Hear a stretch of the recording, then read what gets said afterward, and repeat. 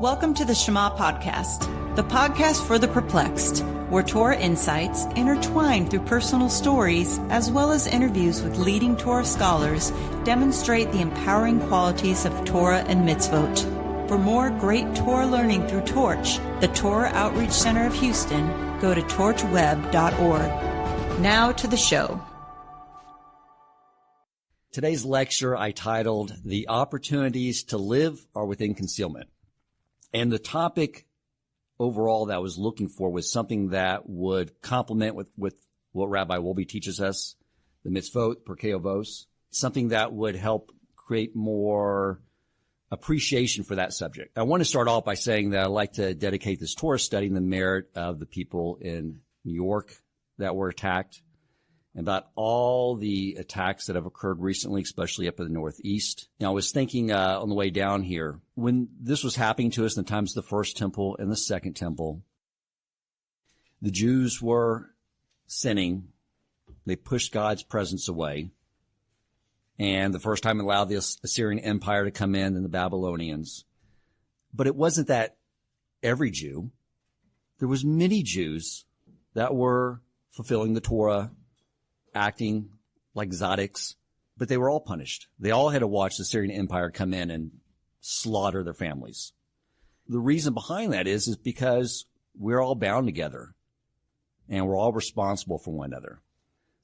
And I think that when things like this happen, one of the things that we should be collectively doing and individually doing is thinking about what we can be doing better, our own introspection, our own teshuvah, because in some small way, we are all responsible for one another and all contribute to whatever's pushing the divine presence away from our protection. So I want to dedicate this Torah study to all those people that have lost their lives and those that are healing. May they have a quick recovery. I want to begin by talking about something that happened when I was growing up. When I was growing up, one of the ways I would certainly get in trouble is if my dad asked me to do something and I said, why? And the reason he would explain it to me is he would say, do you not think I'm wiser than you?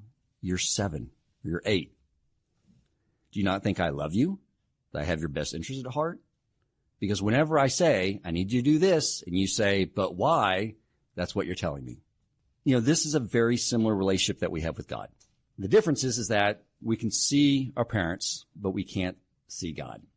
One of the things what I want to be talking about is this whole idea of concealment and revelation from God. And one of the things the questions I posed in the email that I want to address is, why doesn't God do a Mount Sinai type national revelation every generation? I've had a lot of people ask me that. If that was true, why doesn't he do that just every generation? Then we would know for certain that was true. And it's a good question. And that's one I want to discuss with you. So I'm going to be discussing some Kabbalistic type concepts. So I want to do my Kabbalah warning to start off and why I think it's important, but in the proper way. Like I have a diet that I keep for my nutrition. I know how many proteins, carbs, fats I want to sort of allocate to accomplish my physical goals. With Torah study, I also have a diet. There's, the written Torah, Parsha, Talmud, Mishnah, Midrash, and the Kabbalah is sort of like the gravy or the broth in the stew that sort of binds it all together. And I think in the proper allocation, it's good. But if it becomes the main meal, it's not a good thing. So first, what is Kabbalah? Well, the written Torah, the Torah itself, is the blueprint for creation. And creation just does not involve this world. There's other worlds as well, like where the angels live. And so sources like the Zohar use the written Torah to break apart and explain what is happening with the spiritual counterpart. Like our bodies have a spiritual counterpart. These tables do. Everything in this world has a spiritual counterpart. And with the text, like I know from the Zohar, which I study, explains what is happening in the spiritual realm. So like this one book I have, which is about 5 inches thick and covers, and it's part of a 33 set collection because this one book covers like 3 parshas. They'll take a line and then they'll send pages and pages dissecting it, because they're taking what's happening, how the written Torah is explaining what's happening in this world through the narrative, and they explain the equivalent, what's happening in the other realms. From God's perspective, what is more important to them? Whether we know how to do what we need to do in this world, or knowing why he asks us to do certain things. And that's why a lot of times we get caught up in, I see a lot of people just wanting to study Kabbalah, and they're just looking and trying to understand what's happening in other worlds. God doesn't care about that. This is the world of action. And we have a very finite time to accomplish our mission. So to spend all of our time studying things like Kabbalah is not helping God with what our task is. And I'm going to delve into this a lot more. The other thing that the reason Kabbalah as its own source of study becomes, there's a lot of people that like that idea. Well, whoever the charlatan was that came up with his version of Kabbalah as a standalone religion and marketed it to Hollywood, the reason people like Madonna like that is because everyone yearns to be close to God. But with just to study Kabbalah, there's no laws and rules on how to behave. It can be on your terms. She doesn't have to dress modestly. She can use her sexuality to sell records. She can do things on her terms. With Torah, we know it's all about making Hashem's will our will. And some people don't like that idea. So this gives them sort of the freedom to do that. The other thing is I had lunch with someone a couple of years ago, and we were talking. He was a Jewish guy, and he started just making fun of Orthodox Jews for having their eruv, for not caring outside of that boundary they create in their community. Just totally like, it's so ridiculous, insane. And I said, well, there's a reason why they do that. It says so in the Torah. And he said, well, we all know the Torah is not true. There's no evidence to support any of that stuff ever happened. And I made the vital mistake, which I don't make anymore.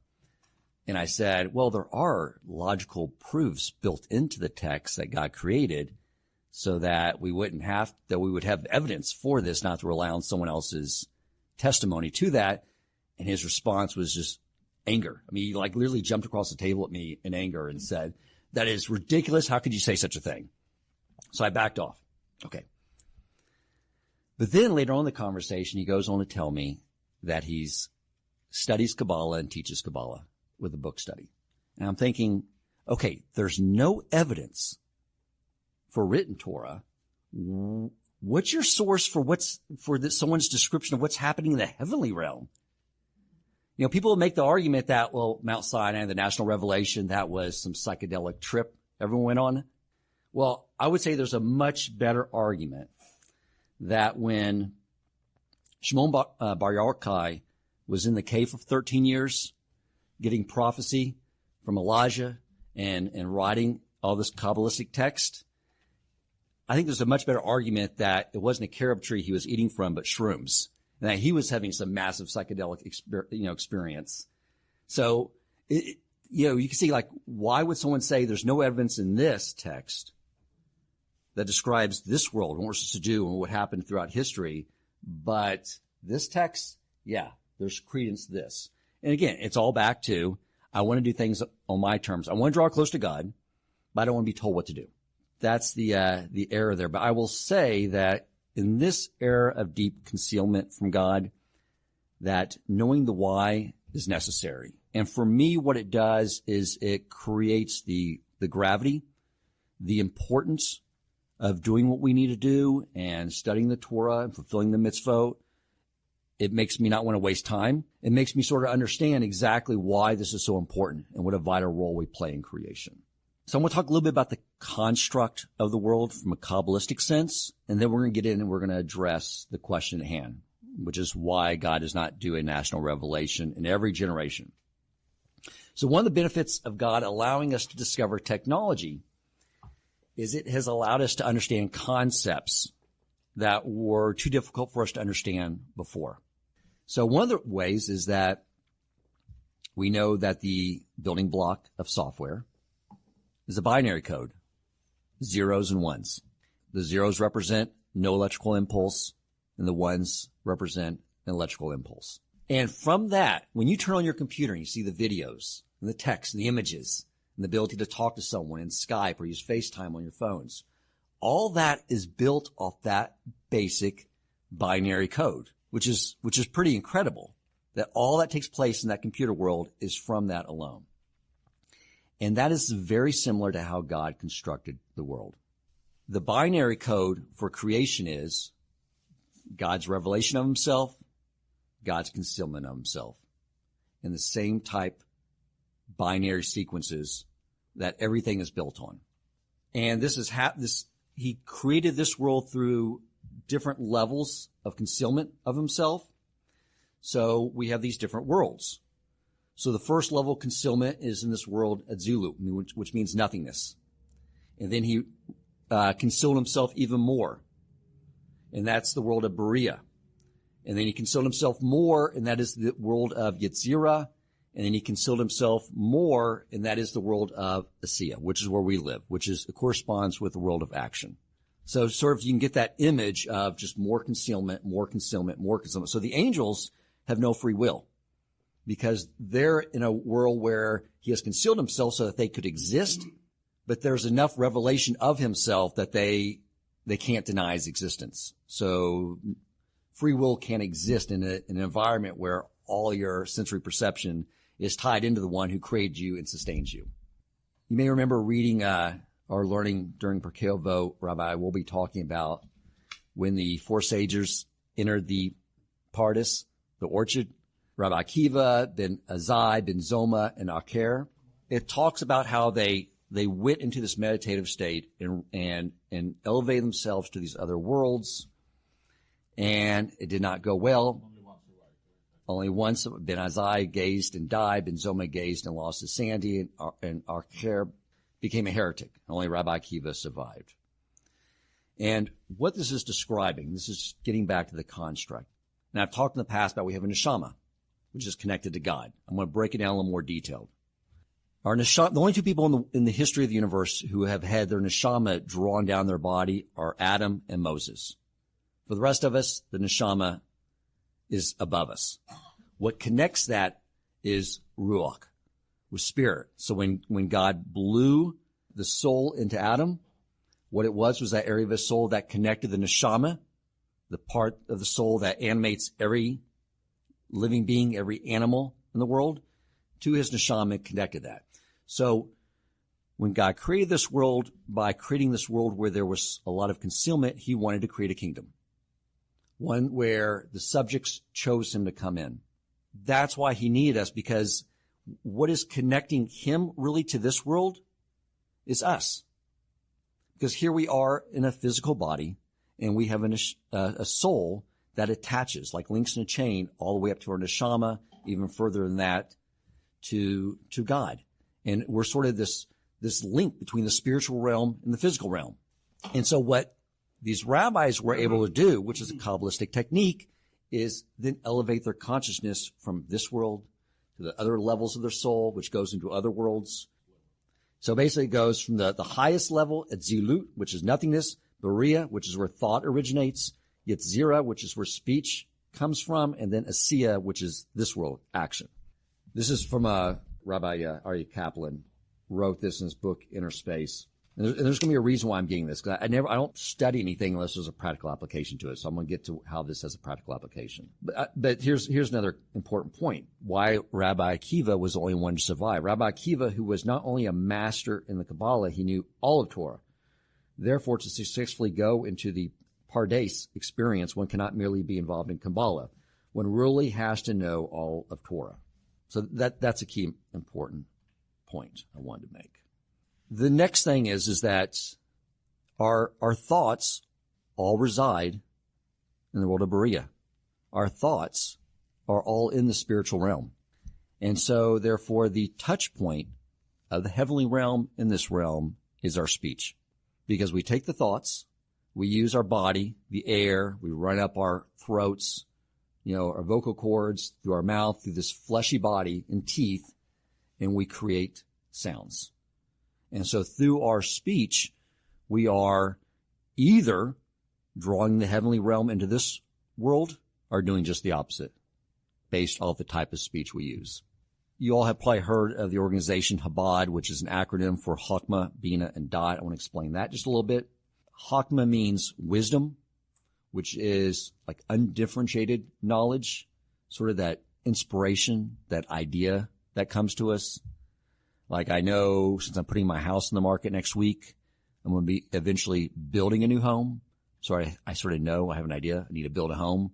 But it's not yet Bina for me. It's not yet understanding. I haven't begun to really develop each room size, how many floors do I want, 1 story or 2 story. I haven't really begun to develop that yet. So Bina is that understanding.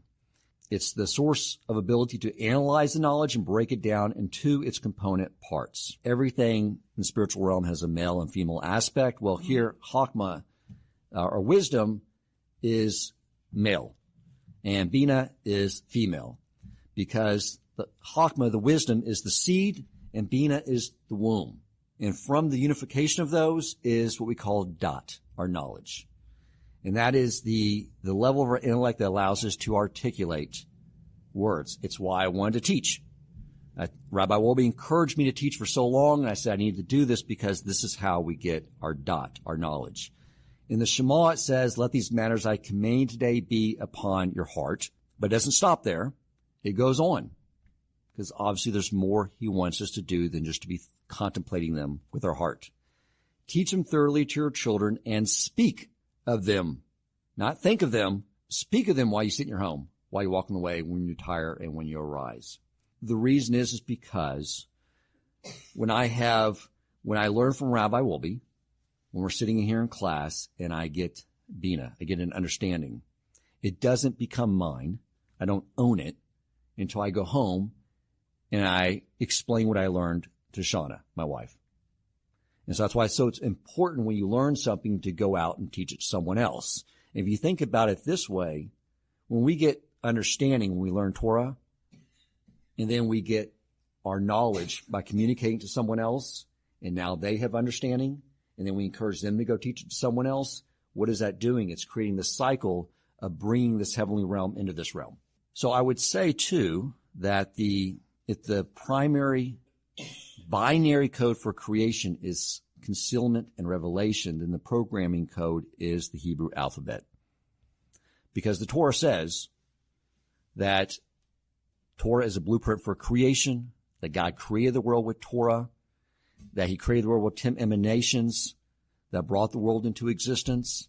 But I was thinking about a book I read back 15, 20 years ago.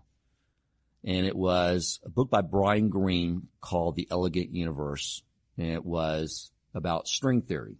And so what string theory is, and this theory may have evolved considerably since 1998, but the idea here is that at the very minute building blocks of all creation, past molecules, atoms, proton, neutrons, and each of their subsequent parts, at the heart of all of that is vibrations.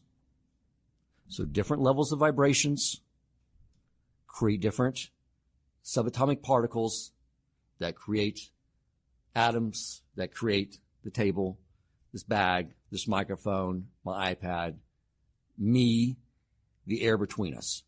So really the difference between the building blocks of everything in this room, all of us, is different levels of vibrational frequencies. When I read that, I thought someone should tell the physicists that they are on the right track, because this is what the Kabbalists have been saying for over 2,000 years, is that everything was built on the Hebrew language. And when I heard that, I thought it was a child type idea that during the Big Bang, there was a bet and an aleph coming out of the cosmos. No, it's talking about those sounds, those vibrations. And God, and we're referred to as the speaking being, meaning that's what makes us unique, is that we can speak. And it goes to the gravity of our power of speech. A couple other concepts. This is from the commentary on the Sefer Yetzirah. The commentary is by Rabbi Ari Kaplan as well. And he wrote the following: each of the 6 cycles of creation brought something new into the world. The 5th cycle was one that brought forth life, and this took place around 2.5 billion years ago. Around 974 generations before Adam, or some 25,000 years ago, man developed all the physical and mental capabilities that we possess today. This man had evolved from the dust of the earth, Genesis 2:7. If you remember when you read Torah, it mentions the creation of man twice, and this is why. But he still lacked the divine soul that made him a spiritual being. God then created Adam, the first true human being with a soul, and he blew in his nostrils of soul of life. So again, where the written Torah keeps things very terse, and we just see the creation of man twice, and we think it's the same story. Of course, it's not by accident. What's really happening here is that he created man without a soul. 25,000 years later, he created man with a soul. This tells us a lot about our construct. Someone standing upright and with a smarter intellect is not really man. You know, when you think about Hitler, the Nazis, all the really evil people, the maniac that came in with the machete, what they have done is allow themselves to evolve back to just residing with that nefesh soul level like all animals have. They have allowed themselves to fall back into being an animal that stands upright with a greater intellect. But they have, instead of choosing to be man, which is man is connected to God.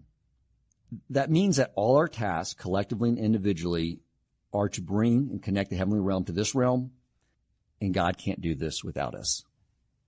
This really shows how he needs us to do this. And the other thing about this world, a lot of things, because we're in deep exile, especially in the exile here of Edom and Rome and Christianity and the Western civilization, we take a lot of their concepts mistakenly. And one is that this world is just so we can move on and have some great heavenly experience. And that's not the case. You know, in the second prayer in the Shema Esrei, the Midah, is our prayer to God for his faithfulness to resurrect the dead. Meaning, this world is not something for some temporary reason. He wants this world. It's intimate. What he's doing is just giving us an opportunity to be co-creators in it. And then over time, those who take on the task of being co-creators will be resurrected in this world. So again, the goal is not to go live have angels sitting on a cloud in the heavenly realm. It's we're building this world. This is what he wants. And that's an important concept and brings some gravity and weight to what it is that we're trying to do here. So here's an analogy I'll use. Assume you have a man who's very successful, has a very successful business enterprise. And he has a son who he loves very much. And he decides to give his son some cushy job, pay him a nice salary, allow him to receive the benefits, but he just allows the son to sort of sit in the corner office, doesn't really care what he does. He can surf the internet, take naps. So that's what one businessman does. He gives his son a job, but doesn't really give him any responsibility. Just wants to take care of him. The other man, he has a successful business, but he really loves his son. So what does he do for him? He grooms him to be a partner, to actually, because he says, I really value you. I want to train you. I want to make sure you get a good education. I want to groom you, take over the business. I want you contributing to it. Who is giving the greater gift? The first man who just gives him some cushy job. I'm basically telling him I don't really value you, versus the one that is really grooming the son to be a partner with him. The second one knows that his dad believes in him. And that also means that who's going to be tougher? The first dad? Not really. I don't really care what the kid does. I just want him to collect his paycheck. Know he can pay his mortgage. The second dad is going to want to make sure he's going to be tougher on him. He's going to make sure that he takes on this job. And the son is also going to know he's going to want to please his dad. He's going to want to rise to the occasion. And the father in the second scenario is not going to let the son, he's going to say, look, at the holiday party, you can't be the drunk imbecile, dancing on the table with a lampshade on your head. You are representing me, and you have to have a level of decorum. You have to be very competent at what you're doing because I'm putting you in a managerial role. And if you don't live up to it, everyone's going to hate you and say you didn't deserve this. And that's basically what God is doing with us. He is wanting us to be co-creators in this world. That is why time doesn't start being calculated until God blew a soul into Adam. There have been, according to the way we calculate time, billions of years that existed before then. That doesn't matter to God. It was when he blew the soul into Adam, connected him to the spiritual realm, and said, now, let's finish creating this world together over the next 6,000 years. That's why we start tracking time then. So this also means that the future of mankind, as depicted by all the sci-fi writers like Star Trek and Star Wars, that the only thing that changes with mankind is more advancement with technology, is not true. That's not what God has laid out for us. Something, if you really just contemplate that, it's incredible to consider what he is trying to give us. And that's why I like to sit back and look at these concepts before I study Torah, to understand what it is that he's actually, it makes me feel such a level of appreciation for what he's actually trying to do for us, that it makes me want to strive harder to please him. And that's why I think stopping every now and then and contemplating these ideas is good. So with that foundation, I want to get into the question at hand. Why doesn't God do a national revelation every generation? And just make his point. So the 6,000 years is broken into 2,000 years of desolation, 2,000 years of Torah, and 2,000 years of Mashiach. And we'll sort of go through each of those segments in time and what happened. So initially, everything started with the revelation. Adam knew everything, didn't stop him from sinning. Did revelation hold for him and his descendants? No. You had Cain kill Abel, and then you had, as time went on to Noah, everyone had descended back to being upright, standing animal with greater intellect, except for Noah. Right there we see revelation from above. Did it help? No. But Noah, what made him unique was that he stayed true to God's will, and sometimes what God has to do is say, this is a choice branch. You know, at a spiritual level, all our souls are like branches on a tree before connecting to this world. And like the generations are like branches too of a tree, and sometimes he has to do some pruning. He wanted that one choice branch from Noah. Then that led all the way to the times of Abraham. And in times of Abraham, again, God was very concealed. So what happened is you had times of Adam, total revelation, to this gradual decline of revelation, the times of Abraham when there was total concealment of God. Everyone was into idolatry. Everyone had declined once again. But what Abraham did differently, what he did was he initiated it. It wasn't a revelation from above. He spent the first 80 years of his life through analytical deduction, determining that there is one God, and understanding that his job was to perfect his character traits, acknowledge God and see God throughout all of existence. And it wasn't till the age of 80 where Abraham received prophecy. And that also is the time of the second 2,000 years of Torah. Key point is, Adam received revelation, it didn't hold. Here we see something different. Abraham initiates it himself in total concealment. But we know what takes place. We know the story that leads to the children of Israel, Mount Sinai, and the Jewish people. That is what was important to God because he initiated that on his own. Within concealment, Abraham, after toiling, began the process of initiating on himself revelation.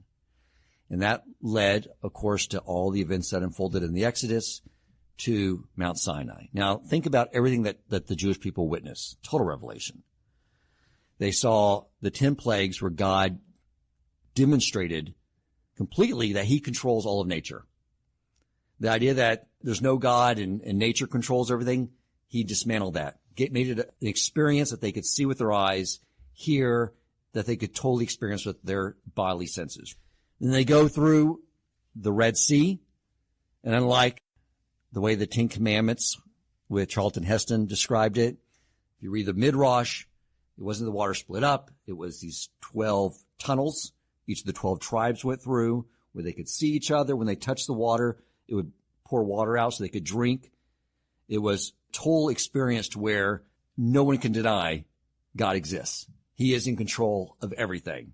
No one could say it was a low tide. He wanted to make it remarkably clear to this people, He exists. He controls everything.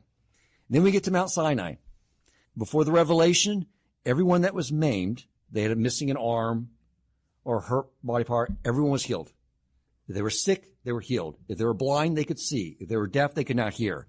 He restored everyone's body, brought them to at Mount Sinai, and then he made sure that everyone totally heard those first two commandments.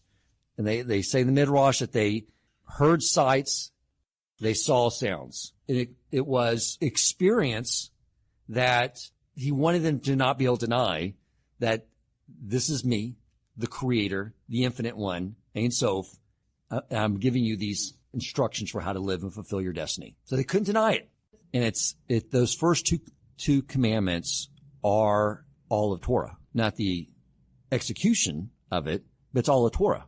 Positive commandment and the negative commandment. And the people died each time. They had not structured themselves into vessels to receive that type of prophecy. That's why he had just to hoist it on them. But he needed them to hear the first two, and then Moses went up and received the rest of Torah. So unlike, again, the Ten Commandments with Charlton Heston, it wasn't that people stood around the mountain, and then Moses went up to the mountaintop and came back and said, guess what I heard? There's a reason, I think, why God chose us and made us a stiff-necked people, because we're the only people, if Moses came down and did that, we would say, prove it. Every other religion was initiated by a lone person out by themselves, had a revelation, an angel, God, and then came back and said, guess what I heard? And everyone said, what? And a religion was born. With us, if Moses came down, we would have said, prove it. Especially when you're about to tell us all these things that you're telling us that we're going to do. So we had this revelation, and then we go into the wilderness and think about this experience. Now we're in the wilderness, but we have the clouds covering our heads, protecting us from the sun, protecting us from any animals or anything like that. We receive manna straight from the heavens that fell right in front of us. The clothes grew as they grew. Because they're manna, they didn't have to go to the bathroom. I mean, basically every bodily need was taken care of. And then all they spent their days doing was Moses sitting in the tent of meeting. They would see God's presence, the clouds rest on the tent. He would have prophecy, and he would teach the Torah. Not the written Torah hadn't come into being, but the oral Torah, the laws on how to live. That was their life. Initially, God wanted them to go into Israel, but they didn't want to go, because why would you want to leave that type of situation? That is ideal. That's one of the reasons they did not want to go out into the land. But what God was telling them is that, no, this is temporary. I just want to give you a taste of how this world can look. But it's your choice. I think God knew that it's not going to be permanent right now. But then when they didn't want to go into Israel, he had to delay that for 40 years because he needed every adult at that time to pass on. He needed to prune the tree again because he wanted only the people that grew up in that experience, who weren't part of people that were crying and didn't want to go into Israel, to not be part of that branch that he needed to plant in Israel. And then you start to look at the concealment starts to happen again. We go from having manna drop from the sky, all our needs met. Now we go into Israel and we have to start planting, farming, raising livestock. And so he says in the Shema that I'll provide rain for your lands, proper times, the early rains and the late rains. They may gather in your grain, your wine, your oil. I'll provide grass in your field for your cattle, and you will eat and you'll be satisfied. Meaning, I'm still going to be providing all your nourishment, but now I need you to earn it. Earn this revelation. Make it your own. Because right now, I just took away your free will. I gave you a freebie just so you could sort of experience what this can be like. Now, I'm going to conceal myself behind nature. I'm still going to provide for you. But what happened? Did that hold? No, because the Jewish people became very arrogant and said, this wealth is mine. I created it. But even then, as he became more and more concealed, we had the temple with the open miracles through that. We had prophecy. So it was a lot more revelation than we have now, but did it hold? No. Because Moses even warned everyone. When you read Deuteronomy, it's basically tells us this is how history is going to play out. You're going to be exiled out into the world unless you do these things right.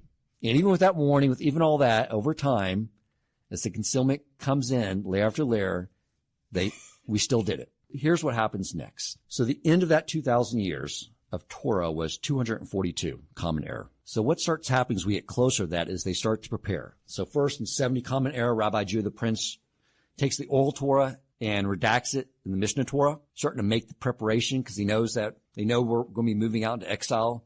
So he has to get that oral Torah that he knows is not going to be taught from generation to generation, and he has to write out. And then comes the year 200 Common Era. So now we're 42 years away from the closing of the 2,000 years of Torah. And the men of the Great Assembly knew they had to make preparations for us. So for one, they sealed the scriptures. They made our Tanakh and said, basically, here's the text they'll need to help them out over these next 2,000 years. They instituted prayers. Now, we had the Shema. We didn't have structured prayers. Like, we didn't have a sitter with all these different prayers in there. They didn't need them. They knew how to pray. And let me explain what I mean by they knew how to pray. When you read like the Shema Esrei, you look at how all those prayers are structured. For one, they're for all of Israel. It's for faithfulness to resurrect the dead, for wisdom, for wanting our repentance, for your forgiveness, for the health of all of Israel, for the blessings, financial blessings of all of Israel, for the coming of Mashiach, for returning to Israel, for restoring the temple. That is how they structure their prayers. And it's interesting, too, that they close every prayer by saying, and thank you for doing this. This shows how powerful our speech is that we're just not even aware of. I used to, every time I get in my car, say, dear God, please get me safely to my destination. And I was thinking about how they structure the prayers. Now I say, thank you, God, for getting me safely to my destination. Because that's the power of our speech that we don't understand, that they understood. So why do they think that we needed formal prayers? More than likely because they knew that if they didn't provide us some structure around our prayers would probably look like, oh, dear God, please let this be the winning lottery ticket. Oh, and just let me lose 20 pounds without giving up the chocolate cake and ice cream and chips. And let the Texans win the Super Bowl. Please, God. That's probably where we would sort of get to. So they sort of know, like, we got to teach these people how to structure everything for the people at large and what's really important. Next thing they did was they coordinated the Jewish calendar, right? They didn't have time to have someone be a witness to the new moon. So they structured that out. They laid out processes for education. Again, creating everything for the future generations. And then we enter the 2,000 years of Mashiach. And this tells us something very important too. 2,000 years of Mashiach, we're about to enter the 2,000 years of the most concealment we've ever seen. Wouldn't it be 2,000 years of concealment? But yet it's being described as this is the 2,000 years of when we're going to go into the Messianic era. And then what happens? We just move into this total concealment more than ever before. And I'll explain how he structured it to provide more concealment anytime throughout the world history because of this. Well, for one, in the timeline, the 500-year Common Era is when the Talmud, which is the Mishnah with all the commentary around the law. The Zohar, in one of its prophecies, when it's analyzing the text of Noah, says the following. It says that just as the great flood in the times of Noah occurred in the 600th year of Noah's life, so too would a great flood occur in the 600th year of the sixth millennia on the Jewish calendar, which corresponds to the year 1840 of the Common Era. A second flood. We didn't have a flood, and here's why. Not the type you're thinking about. The second flood will not be one of torrential rains and geysers, but one of knowledge. Specifically, there will be two great bursts of knowledge. The first will be a flood of knowledge from above. Again, 1840, this is about when the Hasidic movement started taking these Kabbalistic concepts and bringing them to a way that people could understand them. You had more of a heightened growth in Kabbalistic teachings and thought. So that would be the first flood of knowledge from above, while the second flood would be a flood of knowledge from below, scientific advancement, which of course 1840 equals Age of Enlightenment, the Industrial Revolution. All those things started to transpire there.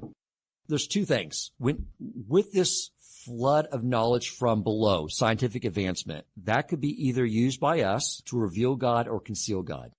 All right, because here's what I mean by that. When mankind discovers something, a scientific advancement, he can either say, look what I created, or he can say, look what I discovered that God created. Because you think about what is the source of technological advances? Well, God's orchestrating every event.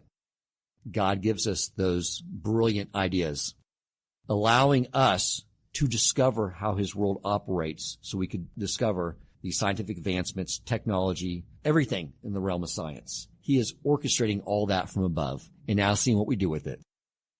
And what has happened with that? Well, most people have said there is no God. Look how great and fantastic we are.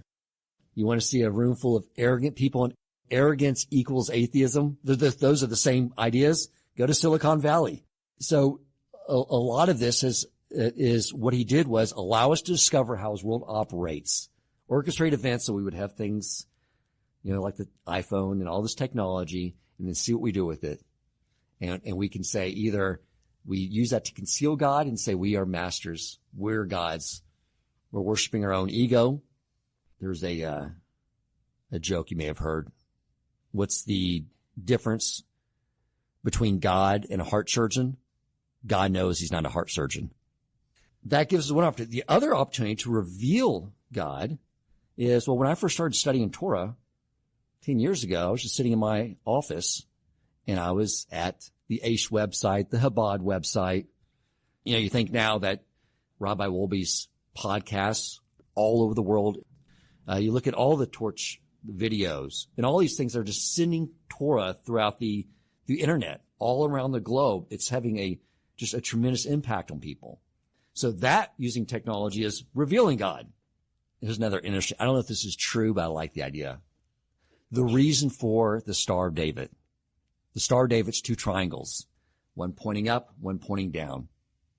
And that's representing this idea of the knowledge from below, knowledge of the scientific, the way the world works, and the knowledge from above, in the heavenly realm, syncing with each other, connecting. So again, I don't know whether that was the original reason that symbol came into being, but I like it. I think it's very reflective of what it is that we're trying to accomplish. If you look at the history of mankind, that these revelations from above, there's no permanence to it because we continue to move into this concealment. You know, the peak of spiritual experience and knowing without a doubt that God was true was Mount Sinai, but it just dwindled down since then because it came from above. It wasn't earned. That experience of living in the desert and having to fulfill all our needs, food dropping from the sky, all those things, it was God hoisting it upon us. We didn't earn it. So I want to get a little more into how do we have a Mount Sinai experience. But here's another reason why revelation from above does not hold and have permanence. I posed this question to my daughter back when she was like 7, and I want you to consider it. Let's say tomorrow morning we wake up, we go outside, and we see this strange light in the sky. Not the sun, it's not the moon, just this strange light we've never seen before. And through this light is like a portal, and all these heavenly angels come pouring through. And they're all swarming around. Would that make God more real to you? I posed that question to my daughter when she was 7, and her response to me was, what difference would that make? We already know God's real, because she was only 7 years old. She didn't have time to be brainwashed, and that's really the right answer. I mean, think about another scenario. We wake up tomorrow morning, we have an apple for breakfast, we take the seed, we take it out back into our backyard, we plant it in the ground, knowing the seed's going to disintegrate, and by next spring, there's a sprout coming from the ground, and we spend the next 6 years watching that sprout grow up into a tree and produce apples. That's pretty miraculous. Or after within 8 or 9 months of marital intimacy, we're in a hospital holding a baby. That's incredible. And that's how Abraham discerned on his own. I mean, they teach you when you're in Sunday school, when you're a kid, that all of a sudden Abraham's just walking around. And then God says out of the sky, hey, it's me, God. It's not all what happened. He did it through logical deduction to the point that he perfected that his soul to where he had clarity and he was able to communicate directly with God through those levels of soul. So he earned it. So the problem we all have is that even though these miracles are all around us, God hardwired us to take things for granted in order to give us free will. I'll tell you what shifted everything for me was I always had this habit of waking up in the morning and reading. I would try to read things. I wanted to start reading things that were not economics or constitutional law or those type of things, but I wanted to stretch myself to subjects that I was not familiar with. So I started reading physics, which was way outside of my mental capacity, but I would struggle with it. It'd give me something to really, where you'd read a paragraph and you'd have to just totally struggle with these concepts. There I was reading one on quantum mechanics, and they were talking about the process they went through for discovering the quark, which is a subatomic particle of protons and neutrons. They were discussing, and because my view then was anybody who believes in anything that they can't see, hear, or touch are just experiencing some sort of schizophrenia. Why would someone believe something they can't detect with their physical senses? And this is where the physicists led me to Torah. This is what I first read that sort of unraveled all that. As they were describing the process for discovering the quark, they said, look, they acknowledge they talk about how the physical senses are limited. Things at certain levels in the subatomic world, they didn't discover that because they saw it with a microscope. What they described is they have a process of creating a logical proof and then using other logical proofs and seeing if they hold. And he described this process they go through where eventually they created more logical proofs for the existence of the quark that they never detected with their senses than there was logical proofs for gravity. That blew me away. That right there I had to stop and say, whoa. Right now I'm hearing these guys, because I consider physicists to be the smartest guys in the world. They're just made a good argument against everything I've ever said. That just because you can't detect something with the senses does not mean it doesn't exist. I was going to try to see if there was any logical proofs for Torah. I Googled it. I was thinking that I wasn't going to see anything except maybe some rabbi talking about how you just feel it. And what I found was an entire field of study by Torah scholars. I just became obsessed. And all I did was I spent 6 months reading these every morning. That's all I would do. It was just read logical proofs. There's 2 good books that were written on this. And the person who wrote, I can't remember his name, but he is, when I looked at it, he was a student of Rabbi Shlomo Wolbe, Rabbi Yokov's grandfather. Permission to Believe and Permission to Receive. One's on logical proofs for God, one's for logical proofs for Torah, about that big. I spent 6 months just studying this. Found it absolutely fascinating. One logical proof, after another logical proof, after another logical proof, it begins to mount and grow. That, to me, was my Mount Sinai experience. Eventually, you have to do something. And that's when I got to the changing point. And that's why everyone got, what happened to Dan? Because in 6 months, I went from an atheist to where I was on this pursuit of becoming an Orthodox Jew. I wanted to discuss a couple of things about this idea of concealment and revelation on an individual level. Even though it's happened over these cycles over mankind, this happens for us too, for a reason. I think this is really what I was trying to get to, is that it is in the moments of concealment that is where we can earn the revelation. That's really where we, because that's where we have true free will. That's where we initiate things. So like the moon is set up to wax and wane to remind us of God's going to be concealing himself and revealing himself. And what we see in our personal lives is, right, we have these moments of inspiration and we just feel this connection. I just times when my Torah study, I'm just getting it. I'm motivated in the morning. My prayers are focused. I'm staying in this amazing, joyful state. Nothing's stressing me out. Work comes in. I'm solving those problems. Like we have those states where we're just in the flow. And then I always move over in that state where the alarm clock goes off and I don't want to get out of bed. And then I don't feel connected. And I just feel off. Now he moves away. What do we do with it? That's where the opportunity is to then take the initiation to do something with it. One of the ideas Rabbi Nachman talks about is whatever you know you should be doing that you just don't feel like doing is precisely what you should be doing. Because it's that challenge that God created to make it your own, to do like Abraham did, initiate it. That brings permanence. And there's no free will in that.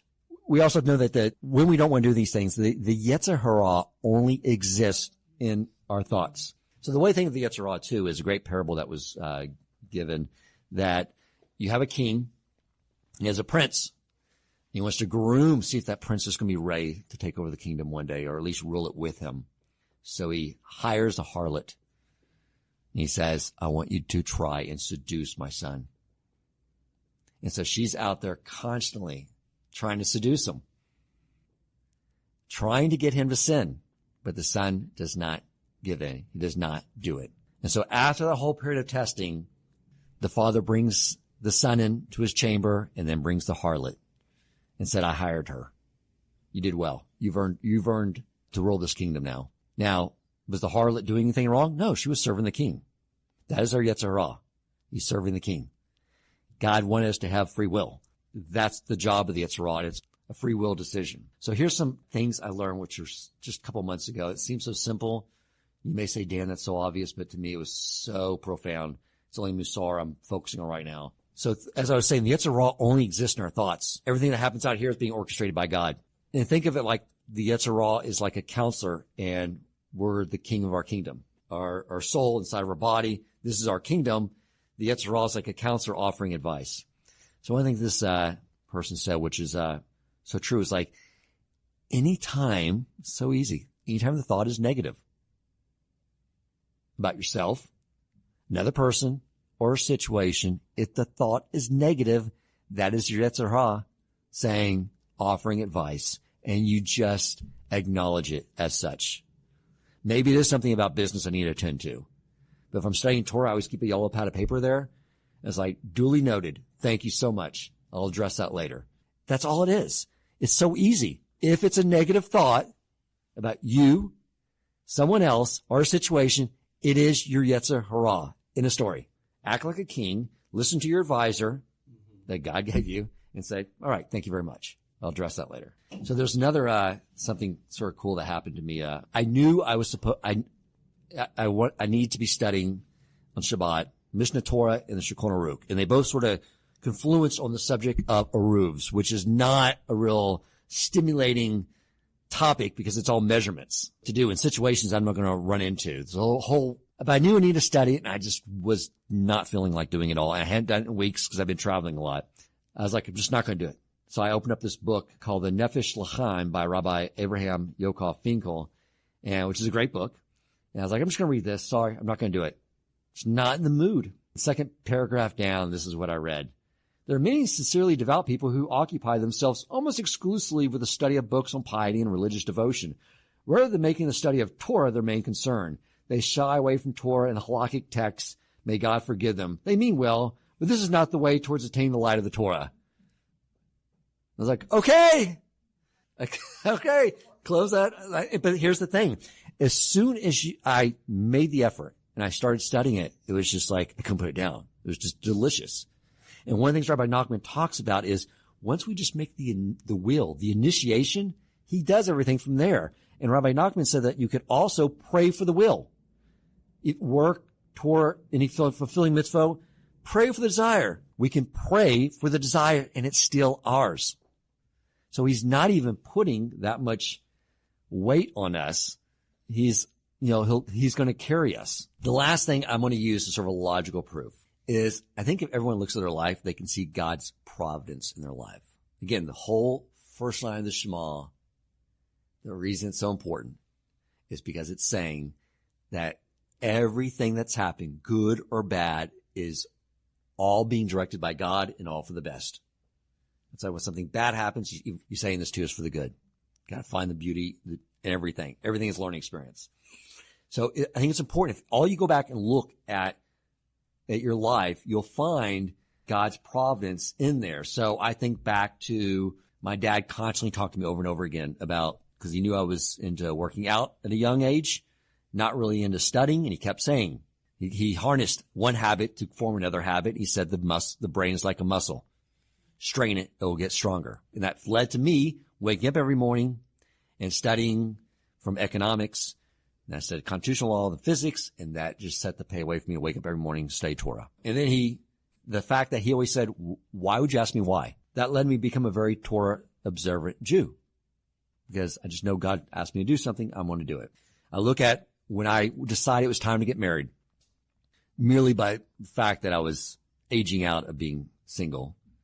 I think I met a girl at a bar who was like 24, and I was like 29, and we were hitting off. So I like girls under 25s. They didn't want to get serious. I thought, this is going great. She was working on her master's degree. She goes, I got to introduce you to my professor. You guys would hit all perfectly. She's your age. And I went home I'm turning into the old creepy guy at the bar. Time to get married. So I met Shauna. When I wanted a girl, someone that was, had my requirements. All I want, nice, very intelligent, I could have deep conversation with, basically the opposite of what I looked for when I was dating. And third, they have to be an atheist. And I don't want a Jew who says they're an atheist because I know that will change when they have kids. So I met Shauna, non-Jew, not religious, perfect.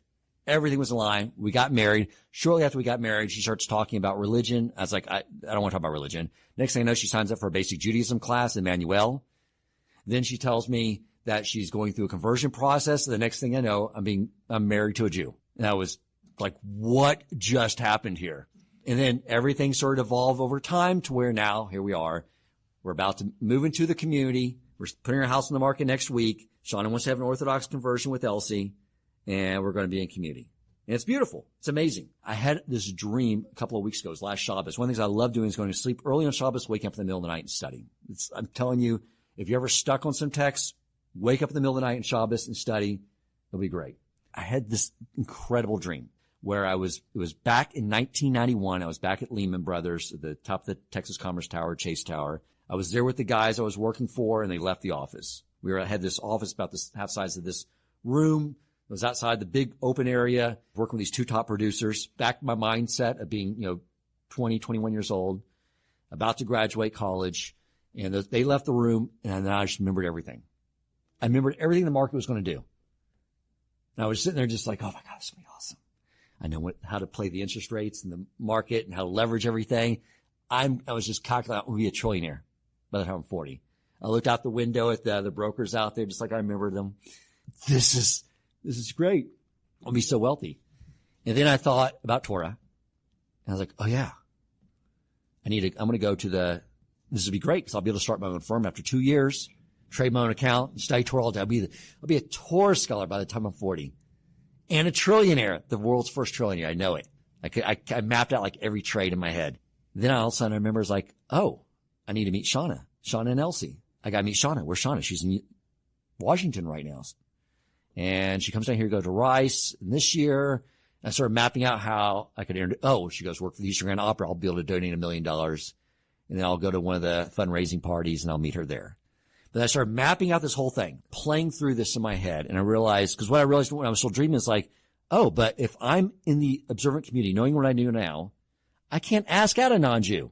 So what do? And then I woke up and I was playing through every situation in my head, trying to figure out how it all maps out. And I couldn't figure out.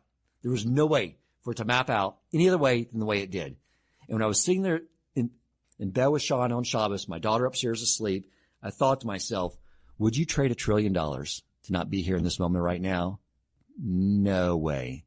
And more importantly, would you give up all the darkness, concealment, the heartache, the pain, the struggles to not be here right now with them? No way. I'll take all those periods of concealment, pain, darkness, all that.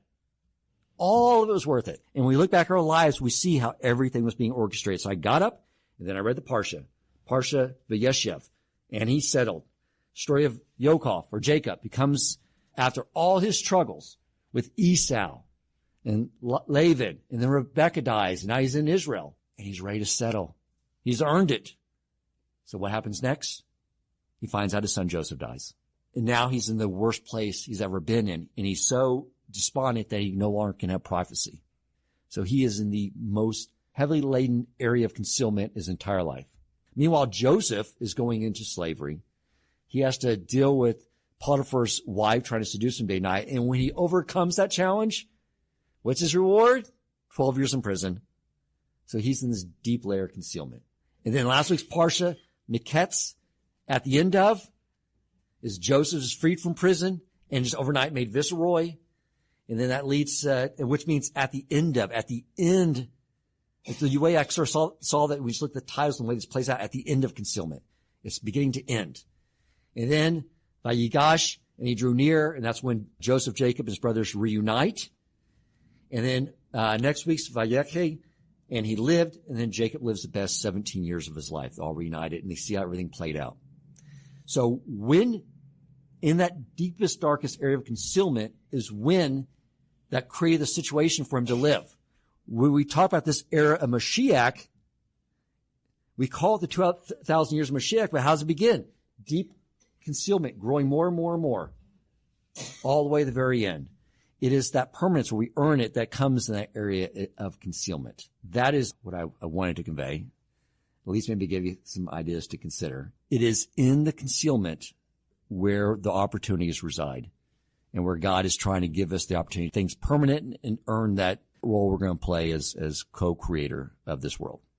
If you enjoyed this episode, please consider supporting Torch so they can continue to spread Torah wisdom to the world by making a donation at torchweb.org and clicking donate in the top right corner of the page. And if you would like to get in contact with our host with comments, suggestions for future topics of learning, or questions for him or his guest rabbis, you may email him at president@torchweb.org.